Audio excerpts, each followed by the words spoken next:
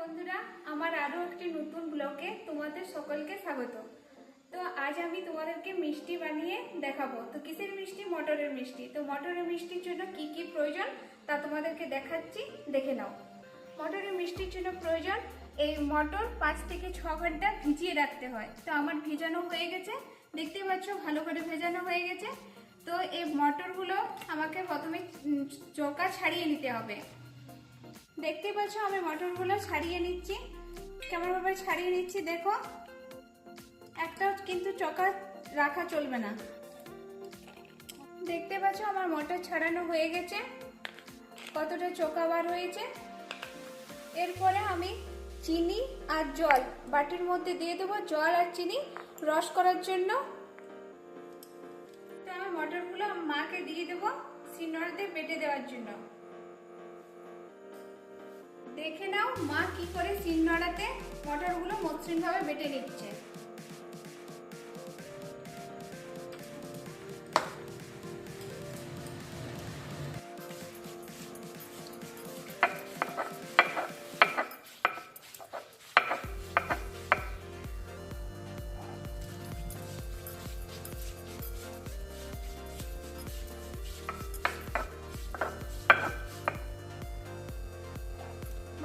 মটরগুলা বেটে নিচ্ছে, তারপরে আমি চিনির রসটা করে নিচ্ছি। দেখো আমি চিনির রসটা কিভাবে করি। প্রথমে একটা বাটির মধ্যে আমি জল দিয়ে দেবো, 1 গ্লাস জল দিয়ে দিয়েছি। এরপর বাটিতে আমি চিনি দিয়ে দিচ্ছি। দেখতেই পাচ্ছ আমার চিনির রস ফুটে এসেছে, একদম ঘন হয়ে গেছে। এবার আমি গ্যাসটা বন্ধ করে দেবো।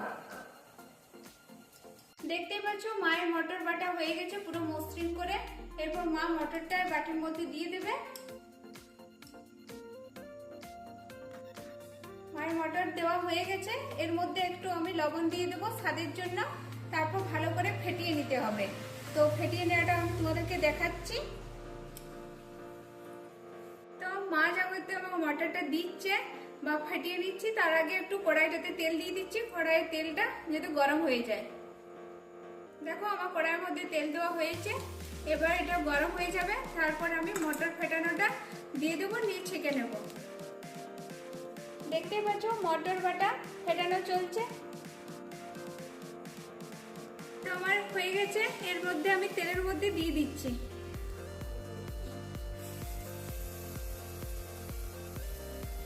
দেখতে পাচ্ছ কি সুন্দর গোল গোল হচ্ছে।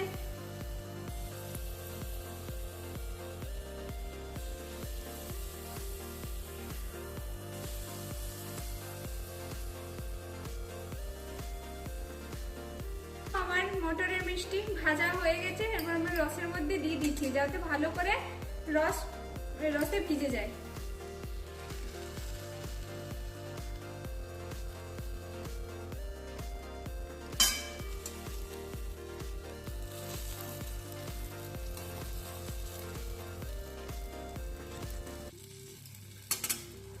আমার মিষ্টি মটরের মিষ্টি হয়ে গেছে, পুরো রসে ডুবিয়ে নিয়েছি।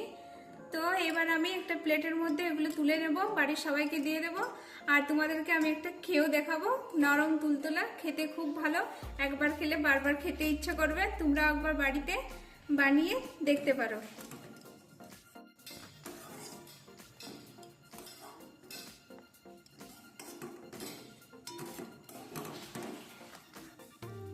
আমি সব মিষ্টিগুলো প্লেটের মধ্যে নিয়ে নিয়েছি, বাড়ির সবাইকে দিয়ে দেবো। তো তার আগে আমি একটা নিজে টেস্ট করে দেখে দিচ্ছি যে কেমন হয়েছে। তো এই মিষ্টি অনেক নরম হয়, তাও তোমাদেরকে দেখিয়ে দিচ্ছি। মিলিল, এবার দেখো আমি একটা খেয়ে দেখিয়ে দিচ্ছি।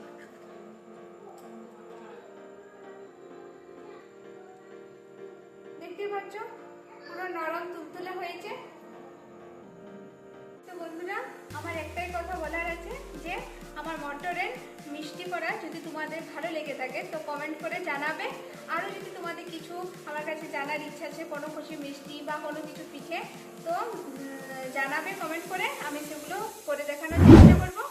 আর আমার চ্যানেলটিকে সাবস্ক্রাইব করে রাখবে এবং প্রচুর পরিমাণে শেয়ার করে দেবে।